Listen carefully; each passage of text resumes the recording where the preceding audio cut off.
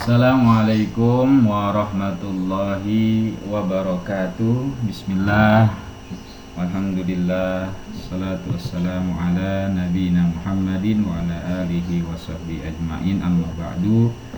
Semoga kita semua dalam keadaan baik dan penuh semangat untuk memulai pelajaran hari ini.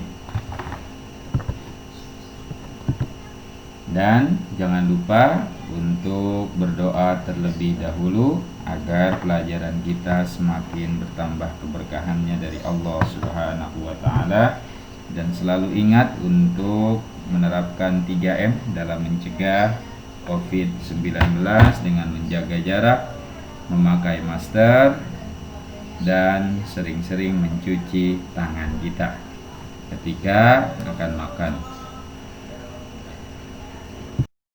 Anak-anakku sekalian yang Bapak banggakan, pada kesempatan hari ini kita akan kembali membahas materi sejarah kebudayaan Islam, masih tentang tokoh penyebar Islam. Kita akan bahas hari ini di Kalimantan, Sulawesi, dan Pulau Jawa. Bisa disimak di buku paket halaman 65 sampai dengan 67 materi yang kita bahas hari ini. Baik, akan mulai. Yang pertama, tokoh penyebar Islam di Kalimantan. Islam masuk ke Kalimantan pada awal abad ke-16, tepatnya setelah para pejuang Islam dan dari Demak datang ke Banjarmasin. Tujuan pejuang Islam datang ke Banjarmasin adalah karena diminta oleh Pangeran Samudra untuk memadamkan perselisihan di Daha. Jadi para pejuang Islam dari Demak datang ke Banjarmasin, Kalimantan, tujuannya untuk mendamaikan perselisihan yang terjadi di Daha. Kemudian Pangeran Samudra diangkat menjadi Sultan pertama Kerajaan Banjar dan menetapkan agama Islam sebagai agama resmi negara. Agama Islam berkembang luas setelah dua orang ulama terkemuka berdakwah di Kalimantan. Jadi tokoh penyebar Islam di Kalimantan ada dua. Yang pertama Syekh Muhammad Arsyad Al-Banjari, dan yang kedua Syekh Muhammad Nafis Al-Banjari. Selanjutnya penyebar Islam di Kalimantan yaitu Syekh Muhammad Arsyad Al-Banjari dan Syekh Muhammad Nafis Al-Banjari. Kita bahas terlebih dahulu Syekh Muhammad Arsyad Al-Banjari. Beliau adalah pelopor atau pengajar hukum Islam di Kalimantan Selatan. Jadi beliau itu ahli hukum agama di Kalimantan Selatan, di Banjar tepatnya. Sepulang dari Mekah, beliau membuka tempat pengajian atau pesantren yang bernama Dalam Pagar. Jadi setelah beliau menimba ilmu di Mekah, kemudian pulang ke Kalimantan, mendirikan tempat pengajian atau pesantren yang diberi nama Dalam Pagar. Dari pesantren itu banyak melahirkan ulama. Jadi banyak ahli-ahli agama yang lahir, yang pesantren di tempat daripada Syekh Muhammad Arsyad Al-Banjari. Selain itu beliau juga menulis beberapa kitab dan risalah, salah satunya yaitu kitab Sabilal Muhtadin, yaitu kitab fikih yang dijadikan rujukan untuk mempelajari ilmu fikih di Nusantara khususnya dan juga negara-negara Timur Tengah. Setelah 40 tahun berdakwah, Syekh Muhammad Arsyad Al-Banjari wafat pada tahun 1227 Hijriah di usia 105 tahun, dan beliau dimakamkan di Desa Kalampayan, Kalimantan. Kemudian tokoh kedua Syekh Muhammad Nafis Al-Banjari. Beliau adalah ulama yang berperan menyebarkan Islam ke pedalaman. Jadi kalau Muhammad Arsyad menyebarkan Islam di kalangan kesultanan atau kerajaan Banjar, sedangkan Syekh Muhammad Nafis Al-Banjari justru mengenalkan Islam dan menyebarkannya kepada masyarakat yang ada di pedalaman Kalimantan. Dalam dakwah, beliau selalu mengingatkan untuk setiap manusia melakukan amal soleh dan menjauhi kejahatan. Jadi beliau selalu mengajak orang untuk berbuat baik dan untuk menghindari perbuatan-perbuatan jahat.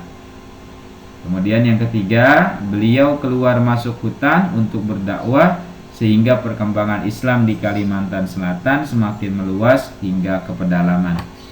Itu sejarah tokoh Syekh Muhammad Nafis Al-Banjari yang begitu gigih berjuang menyebarkan Islam di pedalaman Kalimantan sehingga Islam bisa dikenal oleh masyarakat Kalimantan, baik di kalangan kerajaan ataupun di pedalaman atau hutan-hutan yang ada di Kalimantan.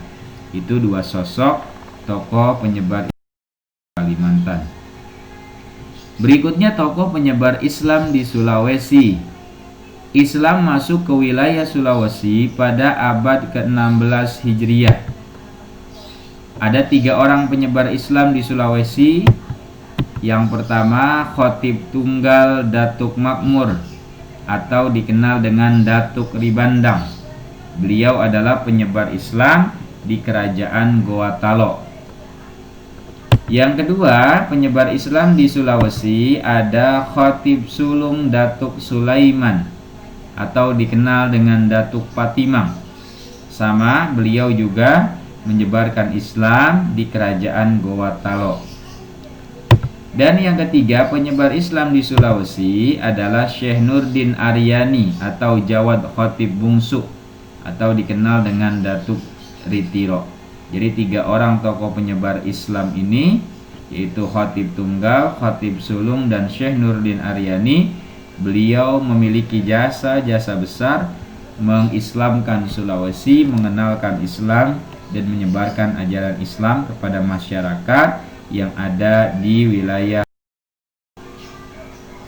Dan yang terakhir, tokoh penyebar Islam di Pulau Jawa. Sama-sama kita tahu bahwasannya penyebar Islam yang mengenalkan Islam di Pulau Jawa, diantaranya Jawa Barat, Jawa Tengah, dan Jawa Timur, adalah para wali songo atau 9 wali, yaitu Sunan Gresik, Sunan Ampel, Sunan Giri, Sunan Bonang, Sunan Derajat, Sunan Kalijaga, Sunan Kudus, Sunan Muria, dan Sunan Gunung Jati. 9 orang sunan atau tokoh penyebar Islam di Pulau Jawa ini memiliki peranan penting untuk memperkenalkan Islam yang rahmatan lil alamin, sehingga Islam mudah diterima dan dianut oleh masyarakat yang ada di Pulau Jawa. Kilas sejarah singkat, para wali songo tinggal di pantai utara Jawa dari abad ke-15 hingga abad ke-16. Kemudian mereka menempati 3 wilayah penting, yaitu Jawa Timur, diantaranya Surabaya, Gresik, dan Lamongan. Kemudian Jawa Tengah, wilayah Demak, Kudus, Muria, dan Jawa Barat, wilayah Cirebon. 3 wilayah penting di Pulau Jawa ini diajarkan oleh para wali songo, dikenalkan Islam, sehingga mayoritas masyarakat yang ada di Pulau Jawa hingga kini memeluk Islam karena mengikuti nenek moyang mereka, orang tua mereka, yang mana diajarkan Islam dan dikenalkan oleh para wali songo, yaitu wali 9 yang diutus datang ke Indonesia untuk menyebarkan dan memperkenalkan agama Islam. Kemudian para wali songo juga mengenalkan peradaban baru, bagaimana mereka menolong masyarakat dengan ahli kesehatan, kemudian ahli cocok tanam, kemudian ahli dalam berdagang, kemudian kebudayaan, kesenian. Jadi masyarakat itu diajarkan hal-hal baru yang belum mereka ketahui dari wali songo. Jadi selain menyebarkan agama Islam, para wali songo itu memiliki banyak kelebihan. Jadi mereka mempunyai kelebihan-kelebihan yang digunakan untuk membantu dan menolong masyarakat, sekaligus digunakan dalam rangka berdakwah dan memperkenalkan agama Islam yang sebelumnya masyarakat Indonesia, khususnya Pulau Jawa, adalah menganut agama Hindu-Buddha, tapi selepas kedatangan para wali songo dengan menggunakan akhlak yang baik, keahlian di bidang pertanian, perdagangan, peternakan, kesenian, budaya dan lain sebagainya, sehingga kedatangan mereka diterima dengan baik dan Islam dapat dianut dan diterima dengan baik oleh masyarakat Jawa yang sebelumnya beragama Hindu dan juga Buddha.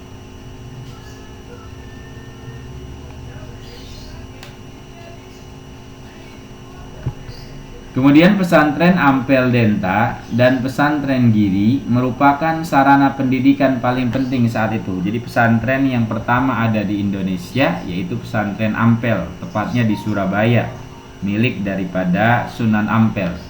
Nah, di pesantren Ampel ini melahirkan banyak wali, banyak ahli agama yang nanti disebar luas ke wilayah Nusantara untuk mengenalkan dan mengajarkan agama Islam.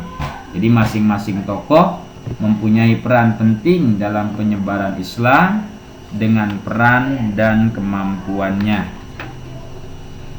Misalkan satu contoh, Sunan Gresik yang menempatkan dirinya sebagai tabib ahli kesehatan di kerajaan Majapahit. Kemudian Sunan Kalijaga mampu menciptakan karya seni dengan menggunakan nuansa masyarakat Jawa, yaitu masyarakat Hindu-Buddha, menggunakan wayang yang di dalamnya ada kisah-kisah yang diubah untuk berdakwah, mengajak masyarakat untuk mengenal Allah Subhanahu wa Ta'ala.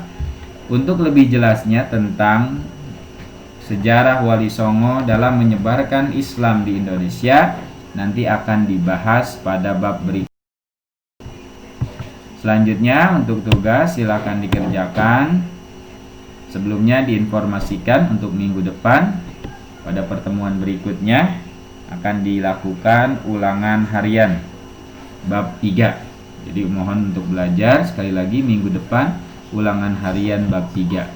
Untuk tugas hari ini yang pertama yaitu silahkan dikerjakan latihan pada buku paket halaman 70 sampai dengan 72 uji kompetensi bagian 1 dan 2. Silahkan tulis jawabannya pada buku atau kertas dan hasilnya diserahkan ke wali kelas masing-masing. Demikian pembahasan kita hari ini. Lebih jelasnya tentang Wali Songo akan dibahas pada pertemuan dan bab berikutnya.